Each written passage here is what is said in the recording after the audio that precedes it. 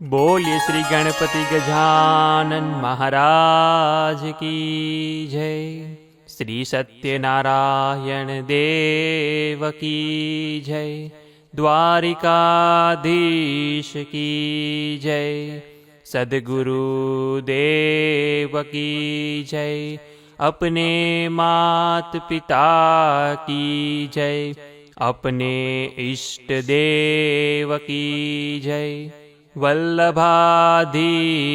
की जय। श्री यमुने महाराणी की जय। श्री लक्ष्मी मात की जय। મિત્રો, આજે આ પૂનમના દિવસે આપણે ભગવાન શ્રી સત્યનારાયણની કથા સાંભળીશું. સત્યનારાયણની કથાનો મહિમા અનેરો છે.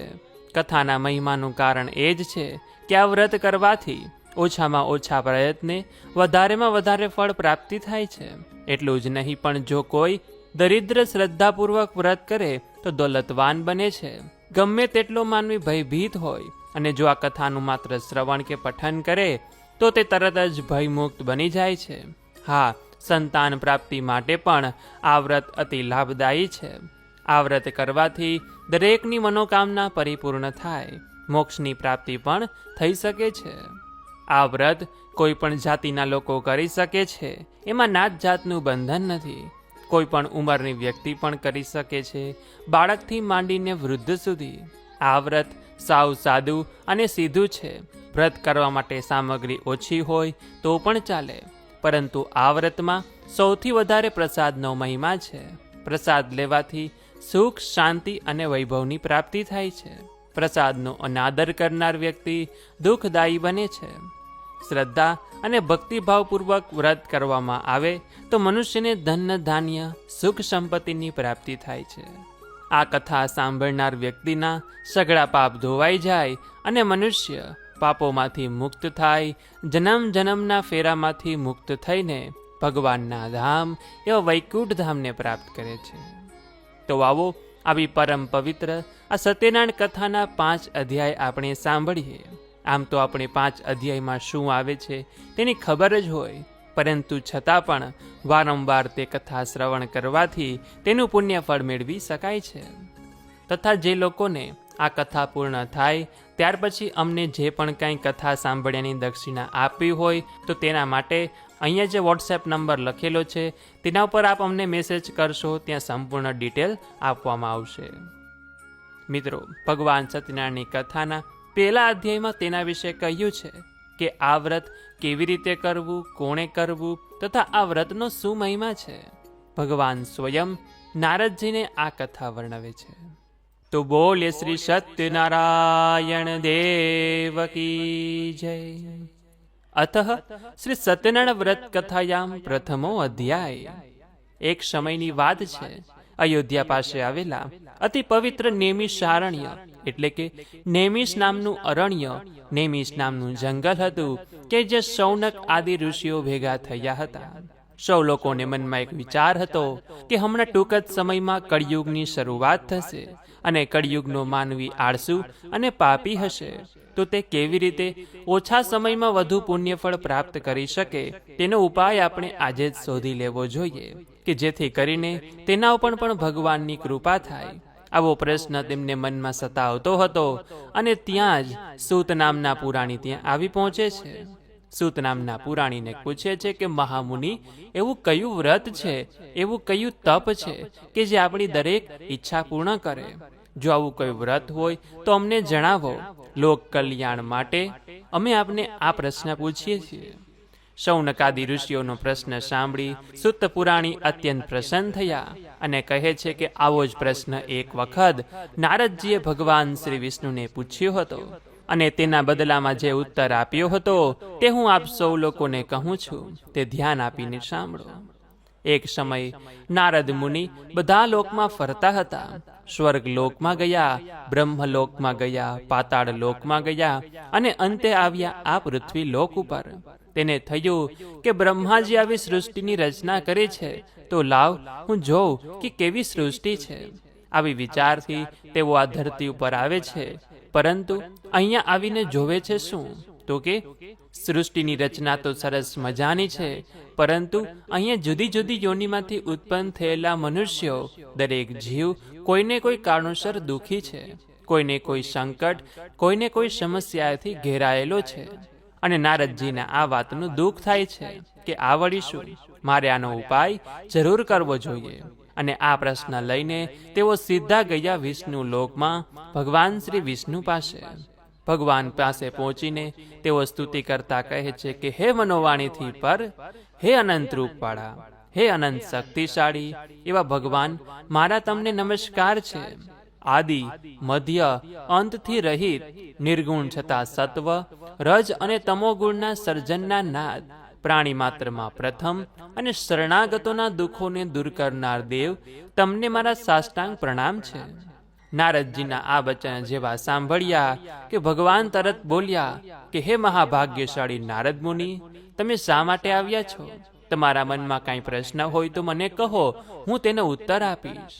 એવું ભગવાનનું વચન સાંભળી નારદજી કહે કે પ્રભુ, મનુષ્ય લોકમાં બધા જુદી જુદી યોનિમાં ઉત્પન્ન થઈ અનેક પ્રકારના દુઃખ, અનેક પ્રકારના સંકટથી ઘેરાયેલા છે.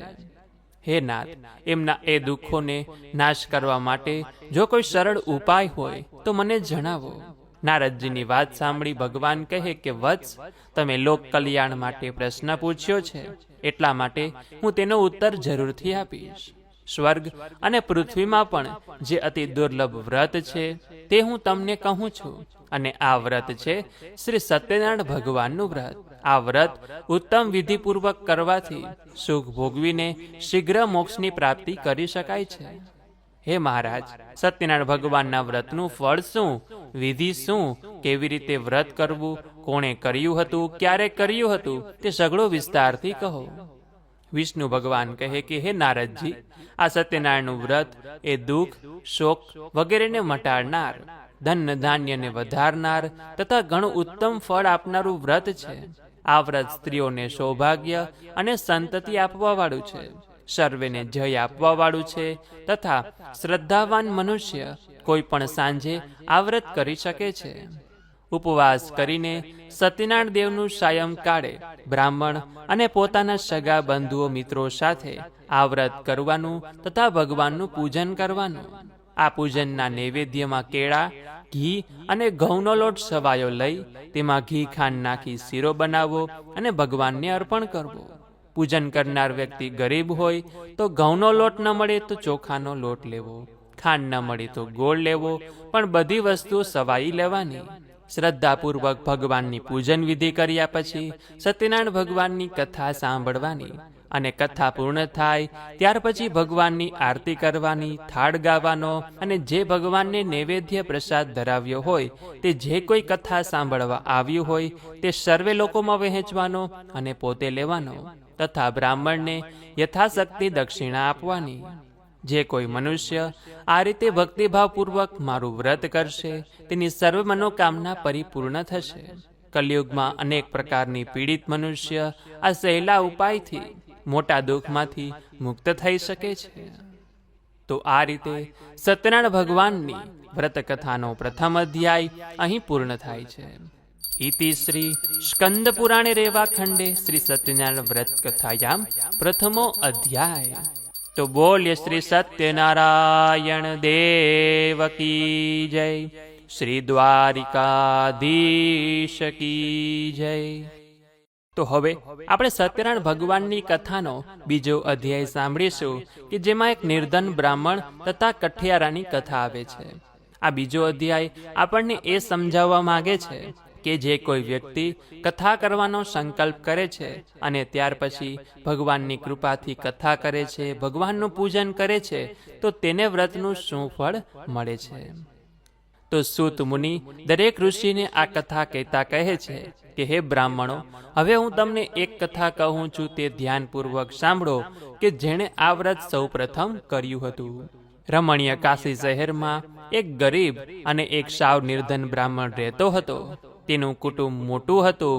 તે 4 ગામમાં ભિક્ષાવૃત્તિ કરતો હતો, છતાં તેના પરિવારનું પૂરું કરી શકતો નહોતો. બ્રાહ્મણ તેના બાળકોનું પેટ ભરી શકતો નથી અને તેની પણ હવે ઉંમર થઈ ગઈ છે, એટલા માટે તે વધુ ભટકી પણ શકતો નથી. તેનું શરીર શિથિલ થઈ ગયું છે અને આવી રીતે એક જગ્યાએથી દુઃખી થઈને ત્યાંથી નીકળે છે. ભગવાને આ બ્રાહ્મણને જોયો અને તેને બ્રાહ્મણ ઉપર દયા આવી, એટલે પોતે પણ વૃદ્ધ બ્રાહ્મણનું સ્વરૂપ ધારણ કર્યું અને તે બ્રાહ્મણ પાસે આવે છે અને કહે છે કે તું આટલો દુઃખી ધરતી પર શા માટે ફરે છે? તારે કંઈ દુઃખ હોય તો મને કે, જો મારી પાસે કાંઈ ઉપાય હશે તો હું તને જરૂરથી જણાવીશ. ત્યારે બ્રાહ્મણ કહે કે હું અત્યંત દરિદ્ર નિર્ધન બ્રાહ્મણ છું. મને ભિક્ષા માગવા માટે આ ધરતી પર આમ તેમ રખડું છું, છતાં મારા કુટુંબનું પૂરું કરી શકતો નથી. મારું આ દારિદ્ર કોઈ કારણે દૂર થાય અને મને સુખ શાંતિ સમૃદ્ધિ મળે એવો જો કોઈ ઉપાય, કોઈ વ્રત, કોઈ મંત્ર તંત્ર જાણતા હોય તો મને જણાવો. ભગવાન રૂપી વૃદ્ધ બ્રાહ્મણ કહે કે હે બ્રાહ્મણ, મારી પાસે એક એવું વ્રત છે, જો તું વ્રતને શ્રદ્ધાપૂર્વક કરીશ તો તારી ઈચ્છા જરૂરથી પરિપૂર્ણ થશે. અને એ વ્રત છે સત્યનારાયણ ભગવાનનું વ્રત. આ વ્રત કરવાથી થોડા સમયમાં તારું નિર્ધનપણું મટી જશે અને તું ધનવાન બની જઈશ. ભગવાને ત્યારબાદ આ વ્રતનું વિધિ વિધાન કહ્યું તથા કેવી રીતે વ્રત કરવું તેના વિશે સંપૂર્ણ માહિતી આપી. અને ત્યારબાદ ભગવાન ત્યાંથી ચાલ્યા ગયા અને તે બ્રાહ્મણે ત્યાં ને ત્યાં ઊભા ઊભા જ મનમાં ને મનમાં સંકલ્પ કરી લીધો કે આવતીકાલે મને જે પણ કંઈ દક્ષિણા મળશે તે બધી દક્ષિણામાંથી હું ભગવાનનું વ્રત પૂજન કરીશ. અને આવું વિચારતા વિચારતા પોતાના ઘરે ગયો અને પોતાની પત્નીને સઘળી વાત કહી. પણ પોતાની પાસે આજે ભગવાનનું પૂજન કરવા માટે કંઈ પણ હતું નહીં અને એ ચિંતા તેને મનમાં સતાવતી હતી. એટલે રાત્રે ઊંઘ પણ ના આવી અને બીજા દિવસે સવારે ઉઠીને ભગવાનને પ્રાર્થના કરે છે કે પ્રભુ, આજે મને જે પણ કંઈ દક્ષિણા મળશે તેમાંથી હું આપનું વ્રત કરીશ. હે પ્રભુ, મારી લાજ રાખજો. અને ભગવાને તે બ્રાહ્મણની લાજ રાખી છે. તે જે ગામમાં જતો હતો તે ગામના વ્યક્તિઓની થોડી બુદ્ધિ ભગવાને ફેરવી છે. તે જે પણ કાંઈ નિત્ય અનાજ કે કોઈ વસ્તુ આપતા હતા તેની જગ્યાએ બધા લોકોએ તેને સવાઈ દક્ષિણા આપી અને દક્ષિણા મળવાથી બ્રાહ્મણ રાજી રાજી થઈ ગયો અને ભગવાનનો આભાર માનવા લાગ્યો. કહેવાય છે ને કે ભગવાનના કાર્ય ભગવાન જ પૂર્ણ કરે છે, આપણે તો નિમિત્ત માત્ર છીએ. દક્ષિણા મળતા તે ઘરે ગયો અને પત્નીને સઘળી વાત જણાવે છે. તેની પત્ની કહે કે જાઓ સ્વામી, તમે પૂજન સામગ્રી લઈ આવો તથા બ્રાહ્મણને પણ નોતરું આપી આવો. આપણે આજે સાંજે જ સત્યનારાયણ ભગવાનનું કથા કરી લઈએ, નહીતર આ દક્ષિણા ક્યાં વપરાઈ જશે તેની ખબર પણ પડશે નહીં. અને તે બ્રાહ્મણ સર્વે પૂજન સામગ્રી લઈ આવ્યો અને એટલા જ સમયમાં તેની પત્ની સર્વે કુટુંબીજનોને પણ નોતરું આપી આવી. સાંજે સર્વે લોકોએ વિધિપૂર્વક સત્યનારાયણ ભગવાનનું વ્રત કર્યું અને આવી રીતે ધીમે ધીમે તે હવે ધનવાન થતો ગયો. એવા સંજોગો ઊભા થતા ગયા કે જેથી કરીને તેના ઘરમાં લક્ષ્મીજી આવતી ગઈ અને આવી રીતે તે દરેક પૂનમે ભગવાન શ્રી સત્યનારાયણનું વ્રત કરતો થઈ ગયો. આવી રીતે તેના સઘળા પાપો નશ પામ્યા અને અંતે દુર્લભ પદ એવા મોક્ષને પામ્યો. સૂતજી આ કથા કહેતા કહે છે કે હે ઋષિઓ, સત્યનારાયણ ભગવાને નારદ મુનિને સત્યનારાયણ વ્રતની વાત મહાત્મય જણાવી હતી તે મેં આપ સૌ લોકોને કહી છે. હવે આપ શું જાણવાની ઈચ્છા રાખો છો? સૂતજી મહારાજના આવા વચનો સાંભળીને ઋષિઓ બોલ્યા કે હે મુનીશ્વર, એ નિર્ધન બ્રાહ્મણ પાસેથી અન્ય કોઈ સત્યનારાયણ ભગવાનનું વ્રત સાંભળ્યું કે કર્યું છે? જો કર્યું હોય તો કોણે કર્યું હતું તેની કથા અમે સાંભળવા ઈચ્છા રાખીએ છીએ. સૂતજી તરત જવાબ આપ્યો કે હે મુનિઓ, એક વખતની વાત છે. બ્રાહ્મણ જ્યારે સત્યનારાયણ ભગવાનનું વ્રત પૂજન કરતો હતો ત્યારે લાકડા વેચનાર કઠિયારો ત્યાં આવી પહોંચે છે. તેને ખૂબ જ તરસ લાગી હતી, એટલા માટે તે બ્રાહ્મણના ઘરે જાય છે. પરંતુ ત્યાં કોઈ ભગવાનનું વ્રત પૂજન ચાલી રહ્યું હતું, એટલા માટે તે વચ્ચે બોલ્યો નહીં અને શાંતિથી ત્યાં બેઠો રહ્યો. તેણે ભગવાનનું વ્રત પૂજન જોયું તથા અંતે ભગવાનની કથા પણ સાંભળી. અને કથા સાંભળ્યા બાદ જ્યારે બ્રાહ્મણ તેને પ્રસાદ દેવા આવે છે ત્યારે કઠિયારો પૂછે છે કે હે ભાઈ, તમે આ કયું વ્રત કરો છો? કયા દેવની પૂજા કરો છો? તથા તેનું ફળ શું મળે તે મને જણાવો. ત્યારે બ્રાહ્મણ કહે છે કે ભાઈ, આ વ્રત સત્યનારાયણ ભગવાનનું છે. આ વ્રત કરવાથી ધન ધાન્યની પ્રાપ્તિ થાય છે તથા સુખ સમૃદ્ધિ મળે છે. આજે મારી પાસે જે પણ કાંઈ મિલકત છે, જે પણ કાંઈ સમૃદ્ધિ છે, તે બધું ભગવાન સત્યનારાયણની કૃપાથી જ છે. એક દિવસ હું પણ નિર્ધન હતો, 1 ટકના ખાવાના પણ સાસા હતા, પરંતુ આજે ભગવાનની કૃપાથી મારી પાસે ઘણું બધું છે. બ્રાહ્મણની વાત સાંભળી કઠિયારાને પણ મનમાં થયું કે લાવને હું પણ ભગવાનનું આ વ્રત કરું, મારું પણ નિર્ધનપણું મટી જાય, મને પણ સમૃદ્ધિ સંપત્તિની પ્રાપ્તિ થાય. ત્યારબાદ આ વ્રત કેવી રીતે કરવું તેની વિધિ બ્રાહ્મણ પાસે જાણી પોતાના ઘરે જાય છે અને તેની પત્નીની સઘળી વાત કહે છે. તેની પત્નીએ કઠિયારાની વાતમાં હામાં હા મિલાવી અને બંને જણા સત્યનારાયણ ભગવાનનું વ્રત કરવા રાજી થયા. પરંતુ ઘરમાં કાંઈ પૈસો ટકો નહીં અને પૈસા વગર પૂજન સામગ્રી લેવી કેવી રીતે? એટલા માટે તે પણ એવો મનમાં સંકલ્પ કરે કે બીજા દિવસે જે લાકડા વેચવા જાઓ અને તેમાંથી જે પણ હું કાંઈ કમાઈશ તે દરેક પૈસો હું ભગવાનની પૂજન સામગ્રીમાં વાપરીશ. ભગવાને આ કઠિયારાની પણ કસોટી કરી તો કેવી રીતે કે તે દરરોજ જે ગામમાં લાકડા વેચવા જતો હતો તેની જગ્યાએ તેને બીજા ગામમાં મોકલે છે કે જ્યાં ધનિક લોકો રહેતા હતા. તેને જે દરરોજ પૈસો મળતો હતો તેનાથી 5 ગણા રૂપિયા આજે મળ્યા છે. અને તે કઠિયારો રાજી થઈ જાય છે અને પોતાના સંકલ્પ પ્રમાણે આજે તેને જે પણ કંઈ પૈસો મળ્યો તે દરેકનું પૂજન સામગ્રી લઈ આવ્યો અને સત્યનારાયણ ભગવાનનું વિધિપૂર્વક વ્રત કર્યું. ભગવાનની કસોટીમાં તે પાર પડ્યો અને ભગવાન તેના ઉપર પ્રસન્ન થયા. આવી રીતે તે નિર્ધન બ્રાહ્મણની જેમ કઠિયારાએ પણ આ લોકના સુખ ભોગવી અંતે વૈકુંઠ ધામને પ્રાપ્ત થયો, મોક્ષને પ્રાપ્ત થયો.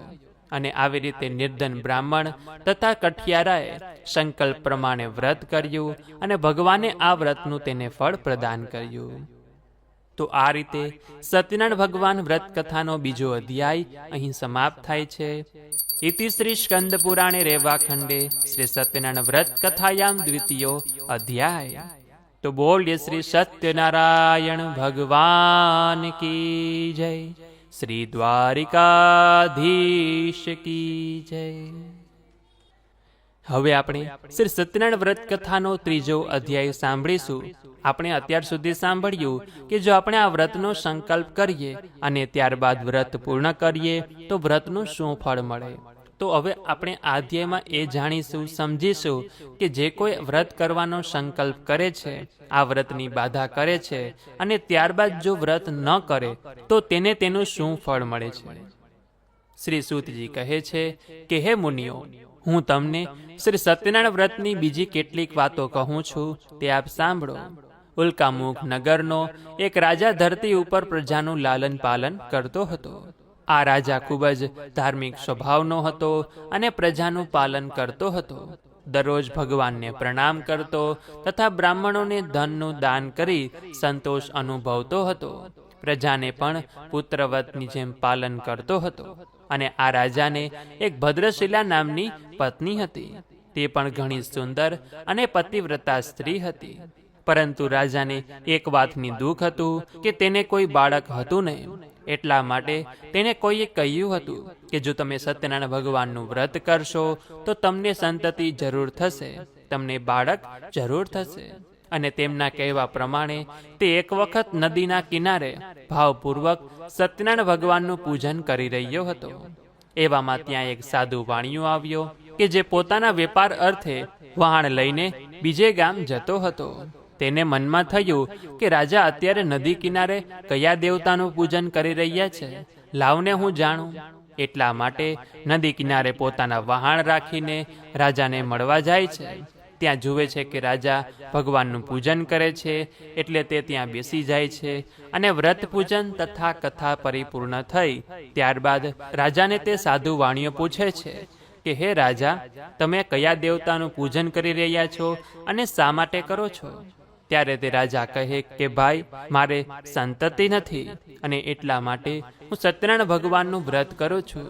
મને કોઈએ કહ્યું હતું કે સત્યનારાયણ ભગવાનનું વ્રત કરશો તો તમને સંતતિની જરૂર પ્રાપ્તિ થશે. આ વાત સાધુ વાણિયાને પણ ગમી ગઈ કે મને પણ કોઈ સંતાન નથી. જો આ વ્રતથી સંતાન થતું હોય તો હું આ વ્રત જરૂર કરીશ. એટલા માટે તેણે રાજા પાસેથી આ વ્રત વિશે સંપૂર્ણ વિગત જાણી અને બીજા ગામ જવાને બદલે તે પોતાના ઘરે ગયો અને તેની પત્ની લીલાવતીને સઘળી વાત કહી સંભળાવી. અને તે ઘરે જઈ લીલાવતીને સઘળી વાત કહી અને તે બંને મનમાં સંકલ્પ કર્યો કે જ્યારે અમને સંતાનની પ્રાપ્તિ થશે ત્યારે અમે આ સત્યનારાયણ ભગવાનનું વ્રત કરીશું. સાધુ વાણિયાની પત્ની ધાર્મિક મનવાળી, પોતાના પતિને પ્રેમ કરવાવાળી આદર્શ નારી હતી. તે પોતાના પતિ સાથે આનંદથી રહેતી હતી અને એક દિવસ સત્યનારાયણ ભગવાનની કૃપાથી તે સગર્ભા થઈ. 10 મહિના પૂરા થયા અને લીલાવતીએ સુંદર પુત્રીને જન્મ આપ્યો. અજવાળિયામાં જેમ ચંદ્ર દિવસે દિવસે મોટો થાય તેમ તે કન્યા વધવા લાગી. એટલા માટે તે કન્યાનું નામ કલાવતી રાખવામાં આવ્યું. અને થોડા દિવસમાં લીલાવતી પોતાના પતિને કહે કે હે સ્વામી, જ્યારે આપણને કોઈ સંતાન નહોતું ત્યારે આપણે એક સંકલ્પ કર્યો હતો કે જો મને સંતાન થાય તો હું સત્યનારાયણ ભગવાનનું પૂજન કરીશ. તો આપણને સંતાનની પ્રાપ્તિ થઈ ગઈ છે, તો હવે આપણે તે વ્રત જરૂર કરવું જોઈએ. ત્યારે સાધુવાણીઓ કહે કે જ્યારે કલાવતીને આપણે પરણાવીશું ત્યારે આપણે આ વ્રત કરીશું. આમ કહીને સાધુવાણીઓ વેપાર કરવા માટે બીજા નગરમાં ચાલ્યો ગયો. આ બાજુ કલાવતી મોટી થવા લાગી. સમય જતા કલાવતી ઉંમરવાન થઈ અને જ્યારે સાધુવાણીએ પોતાના ઘરે એક વખત પાછો ફર્યો ત્યારે તેણે પોતાની પુત્રીને મોટી થતા જોઈ તેણે વિચાર કર્યો કે હવે મારી પુત્રીના લગ્ન કરવા જોઈએ. એટલા માટે તે પોતાના દૂતને બોલાવીને કહે કે બાજુના ગામમાંથી કોઈ ઉત્તમ વર શોધી લાવો. આજ્ઞા મળતા જ દૂત કાંચન નામના નગરમાં જાય છે અને દૂત નગરમાં ફરતા ફરતા એક વણિકના ઘરે પહોંચ્યો. ત્યાં એ વણિકનો એક સુંદર પુત્ર જોયો અને તેને સાથે લઈને દૂત પાછો ફર્યો. ત્યારે ગુણવાન, સુંદર અને નાની ઉંમરના વાણિયાના પુત્રને જોયો. સાધુ વાણિયાને તે વણિક પુત્ર ગમી ગયો. આથી પોતાના સગા સંબંધીઓને બોલાવીને સૌ લોકોને આનંદ થયો અને ઉમંગ સાથે વિધિપૂર્વક તે વાણિયાના પુત્ર સાથે પોતાની કન્યા કલાવતીના લગ્ન કર્યા. કલાવતીના વિવાહ સમયે પણ તેની પત્ની સાધુ વાણિયાને કહે છે કે હવે તો આપણી પુત્રીના લગ્ન પણ થઈ ગયા છે, તો હવે આપણે સત્યનારાયણ દેવનું વ્રત કરી લેવું જોઈએ. પરંતુ ત્યારે પણ સાધુ વાણીઓ ભગવાનનું પૂજન કથા કરતો નથી અને હવે સત્યનારાયણ ભગવાન તેના ઉપર કોપાયમાન થયા છે. તેને થયું કે સાધુ વાણિયાને મારે યાદ અપાવવું પડશે કે જો સંકલ્પ કરીએ અને વ્રત ન કરીએ તો તેનું ફળ શું મળે. કલાવતીને પરણાવ્યાને ઘણા દિવસો થઈ ગયા અને તે સાધુ વાણીઓ પોતાના જમાઈને લઈને બીજા ગામ વેપાર માટે સફરે પડ્યો. સિંધુ નદી પાસે આવેલ રત્નાસાર નામના સુંદર શહેરમાં સાધુ વાણીઓ પોતાના જમાઈ સાથે આવે અને અહીં વેપાર કરવા લાગે છે. ચંદ્રકેતુ રાજાના રત્નસાર નામના શહેરમાં ગયા અને એ વખતે સત્યનારાયણ ભગવાન કોપાયમાન થયા. એક દિવસ એ નગરના રાજાનું ધન લૂંટીને ચોર ભાગતા ભાગતા જે સાધુ વાણીઓ રહેતા હતા તેનો જમાઈ રહેતા હતા ત્યાં આવી પહોંચ્યા અને ચોરને પકડવા માટે રાજાના સિપાઈઓ પણ તેની પાછળ જ હતા. તે સિપાઈઓથી બચવા માટે ચોરે જે ધન ચોરેલું હતું તે અનાયાસે જ્યાં સાધુ વાણીઓ રહેતો હતો ત્યાં નાખી દીધું. અને જ્યારે તે સિપાઈઓએ આ ચોરેલું ધન સાધુ વાણિયા પાસે જોયું એટલે તેને થયું કે આ બંને ચોર જ છે અને એટલા માટે તે બંનેને પકડીને રાજા પાસે લઈ જાય છે તથા અત્યાર સુધી તેને જે પણ કંઈ ધન કમાયું હતું તે સર્વે જપ્ત કરી લે છે અને તે બંનેને કારાવાસમાં નાખી દે છે. સાધુ વાણિયાને કંઈ ખબર જ ન પડી કે પોતાની સાથે શું થઈ ગયું. ઘડીક વારમાં બધું ઉલટપલટ થઈ ગયું. વળી બીજી બાજુ ત્યાં લીલાવતી અને કલાવતી પણ દુઃખી થયા. તેના ઘરમાં પણ અચાનક ચોરી થઈ ગઈ. ચોર ઘરની બધી વસ્તુ ચોરી ગયા. ખાવા પીવા માટે પણ કંઈ વસ્તુ બચી નથી અને તેવી જ પરિસ્થિતિ અહીંયા સાધુ વાણિયાની પણ છે. લીલાવતીને મનમાં ચિંતા થવા લાગી અને અનેક રોગોથી ગ્રસ્ત થઈને હવે ભૂખ સહન ન થતા ધીરે ધીરે તે ભીખ માગવા લાગી. કલાવતી પણ ભીખ માગવા માટે રોજ રોજ ઘરે ભટકવા લાગી. એક દિવસની વાત છે, કલાવતીને અત્યંત ભૂખ લાગી હતી. આથી તે કંઈક ખાવાનું મળશે એવી આશાએ એક બ્રાહ્મણના ઘરે ગઈ. ત્યાં સત્યનારાયણ ભગવાનનું વ્રત પૂજન થતું જોયું અને વ્રત પૂજન શરૂ હતું એટલા માટે તે ત્યાં બેસી ગઈ અને ભગવાનની કથાનું શ્રવણ કર્યું. ભગવાનની કથા સાંભળવાથી તેને મનમાં ઘણી જ શાંતિ થઈ. તેને પોતાના બધા દુઃખ ભૂલાઈ ગયા અને એટલામાં જ બ્રાહ્મણી કલાવતીને પ્રસાદ આપવા માટે આવી અને તેને કહ્યું કે ઘરે જઈને તારી માતાશ્રીને કહેજે કે સત્યનારાયણ ભગવાનનો પ્રસાદ છે. કલાવતીએ પ્રસાદ લીધો અને ઘરે આવી. રાત્રે ઘરે આવવામાં મોડું થઈ જતા લીલાવતી કલાવતીને પૂછે છે કે કેમ મોડી આવી છે? તું ક્યાં ગઈ હતી? તારા મનમાં કેવા વિચાર ચાલે છે? કલાવતી મોડા આવવાનું કારણ કહે કે માં, હું આજે એક બ્રાહ્મણના ઘરે ગઈ હતી અને તેના ઘરે સત્યનારાયણ ભગવાનનું પૂજન થઈ રહ્યું હતું. પોતાની દીકરીના મુખેથી સત્યનારાયણ ભગવાનનું વચન સાંભળીને તેણે સત્યનારાયણ ભગવાનનું વ્રત કરવાનો સંકલ્પ કર્યો અને અગાઉ જે સંકલ્પ કર્યો હતો તેનું તેને સ્મરણ થયું. પોતાના સગા સંબંધીઓને બોલાવીને શ્રદ્ધા ભક્તિ ભાવપૂર્વક સત્યનારાયણ ભગવાનનું વ્રત પૂર્ણ કર્યું તથા ભગવાનને પ્રાર્થના કરી કે હે પ્રભુ, મારા પતિ તથા જમાઈ જ્યાં હોય ત્યાંથી પાછા ઘરે આવી જાય. પૂજન કરતી વખતે લીલાવતી હર ઘડી ભગવાન પાસે પ્રાર્થના કર્યા કરતી કે હે ભગવાન, મારા સ્વામી તથા જમાઈથી જે પણ કાંઈ અપરાધ થયા હોય તે બધા માફ કરજો. આ વ્રત અને પૂજન થવાથી શ્રી સત્યનારાયણ ભગવાન સંતુષ્ટ થયા છે. વ્રત પૂજનથી સંતોષ પામીને સત્યનારાયણ ભગવાન કલાવતી અને તેની માતાથી પ્રાર્થનાથી દ્રવી ઉઠ્યા અને એ જ રાતે ચંદ્રકેતુ રાજાને સ્વપ્નમાં જઈને કહ્યું કે હે રાજન, તે ચોરીના આરોપમાં જેલમાં પૂરેલ બંને વાણિયાને સવાર થતા સુધીમાં છોડી મૂકજે. હે રાજન, એ સાધુ વાણિયાનું જે ધન તે લઈ લીધું છે તે સઘળું તેને પાછું આપી દેજે. જો તે મારો આદેશ ના માન્યો તો હું તારું રાજ્ય, ધન તથા પુત્રોની સાથે તારો પણ નાશ કરીશ. રાજાને આ રીતે સ્વપ્નમાં જણાવીને સત્યનારાયણ ભગવાન અદૃશ્ય થઈ ગયા અને સવાર પડતા જ રાજાએ સભામાં પોતાને આવેલ સપનાની સૌ કોઈને વાત કહી. સિપાહીઓને આજ્ઞા કરે છે કે કેદમાં પૂરેલ તે બંને સાધુ વાણિયાને મારી સમક્ષ હાજર કરો. સિપાહીઓ કારાવાસમાં ગયા અને તે બંનેને માનભેર પાછા લઈ આવે છે. રાજા તે સાધુ વાણિયાને કહે છે કે આજ સુધી તમે જે પણ કંઈ દુઃખ ભોગવ્યું, જે કાંઈ કઠણાઈઓ ભોગવી, તે કોઈ દેવયોગ તથા આપના કર્મોને લીધે ભોગવી છે, પરંતુ હવે કોઈ ભય નથી. અને આમ કહી તે બંનેને બંધનમાંથી મુક્ત કરે છે. નવા વસ્ત્રો ઘરેણાં આપે છે તથા તેમણે તેનું જે પણ કંઈ ધન લઈ લીધું હતું તે બમણું કરીને તેને પરત કરે છે. ત્યારબાદ તેમને કહે છે કે જો તમારે અહીંયા વેપાર કરવો હોય તો કરી શકો છો અથવા તમારે ગામ પણ જઈ શકો છો. ત્યારે સાધુને વાણિયો પોતાના ગામ પરત જવા ઈચ્છા રાખે છે અને ત્યારે નમસ્કાર કરીને રાજાની રજા લઈને તેઓ પોતાના ગામ જવા માટે રવાના થાય છે. તો આ રીતે સત્યનારાયણ ભગવાનની વ્રત કથાનો 3જો અધ્યાય અહીં પૂર્ણ થાય છે. इति श्री स्कंद पुराणे रेवाखंडे श्री सत्यनारायण व्रत कथायाम 3यो अध्याय. तो बोलिए श्री सत्यनारायण भगवान की जय. श्री द्वारिकाधीश की जय. તો મિત્રો, અત્યાર સુધી આપણે સાંભળ્યું કે વ્રતનો સંકલ્પ કરી લીધા પછી વ્રત ન કર્યું તો આપણને તેનો દંડ અવશ્ય મળે છે, પરંતુ જેવો આપણે સંકલ્પ પૂર્ણ કર્યો એવું તરત જ ભગવાને આપણને તે વ્રતનું ફળ આપ્યું. પરંતુ હવે 4થા અધ્યાયમાં આપણે એ સાંભળીશું કે જ્યારે આપણા ઉપર કોઈ વાતનું અભિમાન આવી જાય છે ત્યારે પણ ભગવાન આપણા ઉપર કોપાયમાન થાય છે અને આપણી સુખ સમૃદ્ધિનો તેઓ નાશ કરે છે.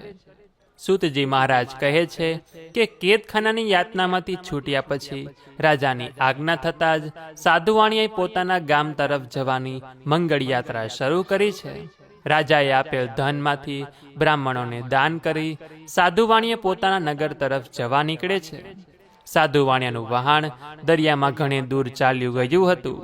રસ્તામાં એક જગ્યાએ આરામ કરવા માટે તેણે પોતાનું વહાણ કિનારે લાંગડ્યું. આ જોઈને સત્યનારાયણ દેવને એને પરીક્ષા કરવાનું મન થયું કે મેં વાણિયાને બમણું ધન અનાયાસે આપ્યું છે, તો તેની પરીક્ષા કરું કે તારા વહાણમાં શું ભર્યું છે. સત્યનારાયણ ભગવાને સાધુવાણિયાની પરીક્ષા લઈ વાણિયાને પૂછ્યું કે તમારા વહાણમાં શું ભર્યું છે. મહારાજનો આવો સવાલ સાંભળીને ધનના અભિમાનમાં ભાન ભૂલેલા બંને વાણિયાઓ સાધુ મહારાજની મશ્કરી કરે છે અને કહે છે કે હે સંન્યાસી બાબા, શું તમારે અમારું ધન આંચકી લેવું છે? સાધુ વાણિયાએ મશ્કરી કરતા કહ્યું કે મહારાજ, અમારી પાસે કોઈ પણ જાતનું ધન નથી. અમારા આ વહાણમાં તો માત્ર વેલાને પાંદડા જ ભરેલા છે. એમનું આવું વચન સાંભળી સત્યનારાયણ ભગવાન કહે કે તમારું કહેલું વચન સત્ય થાવ. આમ કહીને શ્રી સત્યનારાયણ ભગવાન, જે સાધુ રૂપે વાણિયાની પરીક્ષા લેવા આવ્યા હતા, તે નદી કિનારે દૂર જઈને બેસી ગયા. સાધુ વાણિયા તરફ જુએ છે કે હવે વાણિયાની કેવી હાલત થાય છે. સાધુ મહારાજ ચાલ્યા ગયા છે એવી જાણ થતાં વાણિયો પોતાની નિત્ય ક્રિયાથી પરવારીને આવ્યો, ત્યારે પોતાનું વાહન હલકું થઈ જવાને કારણે પાણી પર તરતું જોઈને તેને નવાઈ લાગી અને સાધુ વાણિયો એકદમ વહાણ પાસે દોડી આવ્યો અને જોવા લાગ્યો તો વહાણમાં વેલાને પાંદડા જ હતા. વાણિયો આઘાતને કારણે બેભાન થઈ ગયો અને ભાનમાં આવ્યો ત્યારે ઘણી ચિંતા કરવા લાગ્યો કે આટલા વર્ષની મહેનત પાણીમાં ગઈ. જે પણ કાંઈ ધન હતું તે ખરેખર વેલાને પાંદડામાં પરિવર્તિત થઈ ગયું છે. વાણિયાને ચિંતામાં ડૂબેલો જોઈ તેનો જમાઈ કહે છે કે તમે શા માટે ચિંતા કરી રહ્યા છો? કદાચ આ બધું આપણે તે સાધુ બાબાની મશ્કરી કરી છે, તેમના પ્રતાપે જ થયું છે. આપણે તેમની પાસે જઈ માફી માગવી જોઈએ, તો કદાચ આપણું આ દુઃખ દૂર થઈ શકે. હવે તે જમાઈને સાધુ વાણિયો તે સાધુ બાવાને ગોતે છે. સાધુ બાવા નજર પડતા જ ત્યાં જઈને તેમના ચરણમાં પડી જાય છે અને આદર સાથે કહેવા લાગે છે કે હે મહારાજ, મારાથી જૂઠું બોલાઈ ગયું, માટે મારા અપરાધને ક્ષમા કરો. સાધુ વાણિયો ગળગળો થઈને વારે વારે પ્રભુના ચરણોમાં આડોટવા લાગ્યો. સાધુ વાણિયાને વિલાપ કરતો જોઈ સાધુ રૂપે આવેલ સત્યનારાયણ ભગવાન કહે છે કે હે સાધુ વાણિયા, રડવાથી કંઈ વરવાનું નથી. અને ધનના અભિમાનમાં ભાન ભૂલેલા દુષ્ટ વાણિયા, મારું અપમાન કરીને તે વારંવાર મોટું દુઃખ પ્રાપ્ત કર્યું છે. અને આવું પરબ્રહ્મ ભગવાનનું વાક્ય સાંભળી સાધુ વાણિયો તેમની સ્તુતિ કરવા લાગ્યો કે હે પ્રભુ, આપની માયા તો બ્રહ્મા જેવા મહાદેવ પણ જાણતા નથી. દેવો પણ તમારા ગુણો તથા તમારા આશ્ચર્યકારક સ્વરૂપને જાણતા નથી. હું તો એક પામર માનવી છું. તમારી માયાથી મોહિત થઈને તમને કઈ રીતે જાણી શકું? હે પ્રભુ, મારા ઉપર દયા કરો, મારા પર પ્રસન્ન થાવ. હું મારી યથાશક્તિ મુજબ આપની પૂજા ભક્તિ કરીશ. મારા વહાણમાં ધન, હીરા ઝવેરાત ભરેલ હોવા છતાં આપની સમક્ષ હું ખોટું બોલ્યો, માટે હે પ્રભુ, હવે આપ જ મારી રક્ષા કરો. સાધુ વાણિયાની આવી વાણી સાંભળી ભગવાન તેના ઉપર પ્રસન્ન થયા અને તેને ઈચ્છિત વરદાન આપીને પોતે અદૃશ્ય થઈ ગયા. સાધુ વાણિયો અને તેનો જમાઈ વહાણ પાસે આવીને જુએ છે તો પહેલાની જેમ વહાણમાં ધન, દોલત, હીરા ઝવેરાત ભરેલા હતા અને ભગવાનનો ઉપકાર માનીને ખુશ થઈને સત્યનારાયણ ભગવાનની જય કરવા લાગ્યા. સત્યનારાયણ ભગવાનને મારી મનોકામના પૂર્ણ કરી, જો મારી ઈચ્છા પૂર્ણ ન થાત તો હું બરબાદ થઈ જાત. અને આવી રીતે ભગવાનનો ઉપકાર માનીને તેણે ત્યાં જ સત્યનારાયણ ભગવાનની કથા પૂજન વિધિ કરી. હવે તે સાધુ વાણિયો અને તેનો જમાઈ આનંદ અને ઉમળકાથી પોતાના ગામ જવા માટે રવાના થયા. વહાણ ધીમે ધીમે નદીમાં આગળ વધતું જતું હતું અને આમ કરતા એક દિવસે પોતાના ગામની નજીક આવી પહોંચ્યા. ત્યારે તે પોતાના જમાઈને કહેવા લાગ્યા કે જુઓ, મારી રત્નપુરી નગરી દેખાય છે. અને આમ કહીને એક દૂતને પોતાના ઘરે સમાચાર આપવાને રવાના કર્યો અને દૂત નગરમાં જાય છે. ત્યાંથી સાધુ વાણિયાના ઘરે જઈને તેની પત્ની લીલાવતીને 2 હાથ જોડીને વંદન કરીને ખુશીનો સંદેશો કહેવા લાગ્યા. દૂતે કહે છે કે તમારા જમાઈ કુટુંબીજનો સાથે પુષ્કળ ધન દોલત સાથે તમારા સ્વામી નગરની પાસે આવી પહોંચ્યા છે.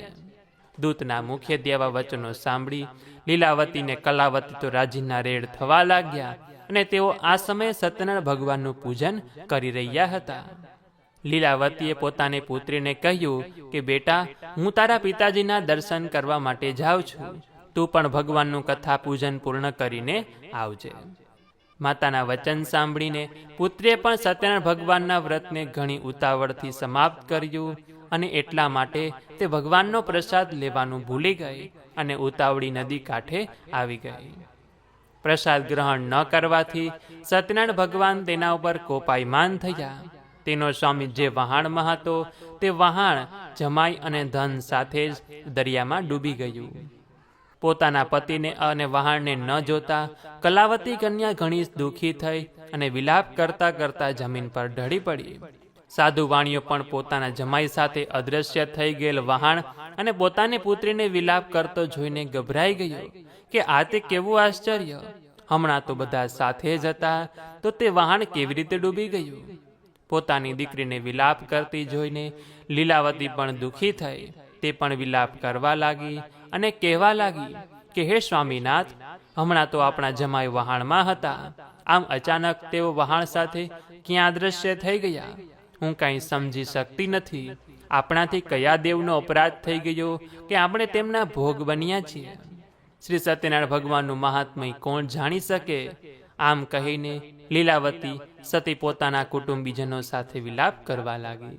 લીલાવતી પોતાની દીકરીને ખોળામાં લઈને ખૂબ જ રડવા લાગી અને ત્યાર પછી તો કલાવતી કન્યા પણ પોતાનો પતિ મરી ગયો છે એમ જાણીને તેમની પાછળ સતી થવા તૈયાર થઈ. પોતાની દીકરીને જમાઈ સાથે મરવાને તૈયાર થયેલી જોઈને સાધુ વાણીઓ પત્ની સાથે ખૂબ જ શોક કરવા લાગ્યો અને મનમાં વિચારવા લાગ્યો કે ખરેખર શ્રી સત્યનારાયણ ભગવાને જ પોતાની માયાજાળ રચાવીને મને પરેશાન કરવાનું આ કાર્ય તો નહીં કર્યું હોય ને. ભગવાનને મનમાં પ્રાર્થના કરે છે કે હે પ્રભુ, હવે મને સતાવો નહીં, હું મારી શક્તિ મુજબ સત્યનારાયણ ભગવાનનું વ્રત કરીશ. આમ વિચારી પોતાના સ્નેહીજનોને પોતાની પાસે બોલાવીને સર્વને પોતાનો મનોરથ કહે છે. સાધુ વાણીઓ વારંવાર સત્યનારાયણ ભગવાનને દંડવત પ્રણામ કરવા લાગ્યો. આથી દયાળુ, દુઃખ હરતા અને ભક્તોનું રક્ષણ કરનાર તથા સ્નેહ વરસાવનાર સત્યનારાયણ ભગવાન સંતુષ્ટ થાય છે. આખરે ભગવાને કૃપા દ્રષ્ટિ કરી અને કહેવા લાગ્યા, કરે એ સાધુ વાણિયા, તારી દીકરી મારો પ્રસાદ છોડીને ઉતાવળે પોતાના પતિના દર્શન કરવા દોડી આવી છે. આ કારણે જ એના પતિને મેં સમુદ્રમાં અદૃશ્ય કરી નાખ્યો છે. માટે તારી દીકરી ઘરે જઈને મારો પ્રસાદ ગ્રહણ કરીને પાછી ફરશે તો તેને પતિ તેનો પાછો મળશે. આમાં કોઈ શંકાને સ્થાન નથી. અને આ વાત સાંભળીને કલાવતી કન્યા દોડતા દોડતા ઘરે ગઈ, શાંતિથી પ્રભુનો પ્રસાદ લીધો. જ્યારે પાછી ફરી ત્યારે પોતાના પતિ નજરે ચડ્યો. ત્યારબાદ ખુશ થઈને કલાવતીએ પોતાના પિતાને કહ્યું કે હવે તમે સર્વે મારા ઘરે પધારો, શા માટે વિલંબ કરો છો? પોતાની પુત્રીનું વચન સાંભળી સાધુ વાણીઓ ઘણો જ હર્ષ પામ્યો અને વિધિ વિધાન સાથે સત્યનારાયણ ભગવાનનું પૂજન કર્યું.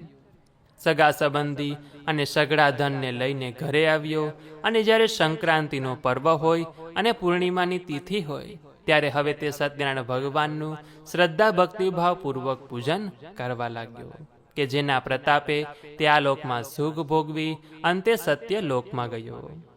તો આ રીતે સત્યનારાયણ ભગવાનની કથાનો ચોથો અધ્યાય સમાપ્ત થાય છે. इति श्री स्कंद पुराणे रेवाखंडे श्री सत्यनारायण व्रत कथायाम चतुर्थो अध्याय. तो बोलिए श्री सत्यनारायण भगवान की जय, श्री द्वारिकाधीश की जय. तो હવે સત્યનારાયણ વ્રત કથાનો છેલ્લો અંતિમ અધ્યાય, પાંચમો અધ્યાય આપણે સાંભળીશું કે જેમાં આપણે સમજીશું કે જ્યારે ભગવાનની કથાનો પ્રસાદનો અનાદર કરવામાં આવે છે અથવા તો તેને ગ્રહણ કર્યા વગર જ આપણે કથા સાંભળીને ચાલ્યા જઈએ છીએ તો તેનું આપણને શું ફળ મળે છે.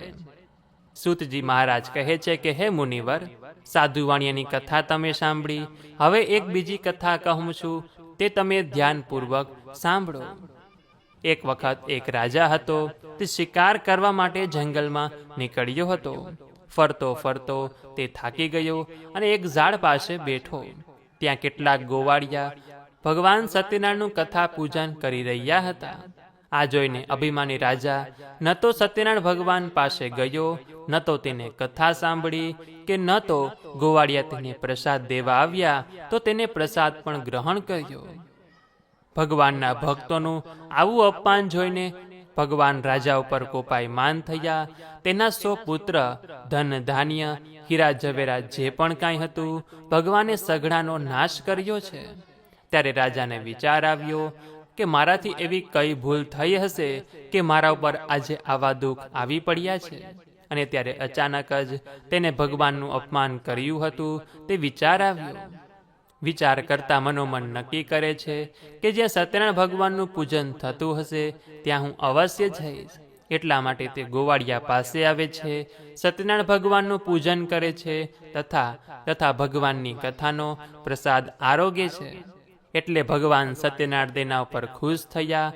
એટલે રાજા ફરીથી પુત્રવાન અને ધનવાન થયો. આ લોકમાં આ રાજા સુખ ભોગવી અંતે સત્ય લોકમાં ગયો. અત્યંત દુર્લભ એવું શ્રી સત્યનારાયણ દેવનું વ્રત અને પૂજન જે કરે છે, ભક્તિયુક્તિ થઈને ફળ આપનારી આ પવિત્ર કથા સાંભળે છે અથવા જે કોઈ તેનો અંગીકાર કરે છે તેને ફળ આપવા શ્રી સત્યનારાયણ દેવ સમર્થ છે. સૂતજી મુનિએ ઋષિઓને સત્યનારાયણ ભગવાનના વ્રતનો મહિમા સમજાવતા કહ્યું કે બ્રાહ્મણો, મેં તમને આ શ્રી સત્યનારાયણ ભગવાનનું વ્રત કહ્યું છે. હવે જેણે જેણે આ વ્રત કર્યું હતું તેનો બીજો જન્મ શું થયો હતો તે આપ સાંભળો. બુદ્ધિશાળી સતાનંદ નામનો જે બ્રાહ્મણ હતો તે ભગવાનનું ઉત્તમ વ્રત કરવાથી બીજા જન્મમાં સુદામા નામનો બ્રાહ્મણ થયો અને તે જન્મમાં શ્રી કૃષ્ણ ભગવાનનું ધ્યાન ધરી મોક્ષ પામ્યો. લાકડા વેચનાર કઠિયારો સત્યનારાયણ ભગવાનનું વ્રત કરવાથી બીજા જન્મમાં ગૃહ નામનો રાજા થયો. ભગવાન રામની સેવા પૂજન કરી વૈકુંઠનો અધિકારી થયો. ઉલ્કામુખ નામના રાજાએ શ્રી સત્યનારાયણ ભગવાનનું વ્રત પૂજન કર્યું હતું. એટલે બીજા જન્મમાં દશરથ નામનો રાજા થયો અને તે જન્મમાં ભગવાન રામ જેવા પુત્ર પામીને તેમણે વૈકુંઠને પ્રાપ્ત કર્યું. ધાર્મિક અને સત્યનિષ્ઠ સાધુવાણીએ સત્યનારાયણ ભગવાનનું વ્રત કરવાથી બીજા જન્મમાં મયુરધ્વજ નામના રાજા થયા. રાજા પાસે ભગવાને અડધું શરીર માંગ્યું અને રાજાએ તરત જ પોતાનું અડધું શરીર કરવત વડે વેરાવીને ભગવાનને અર્પણ કર્યું હતું. એટલા માટે તેને મોક્ષની પ્રાપ્તિ થઈ હતી.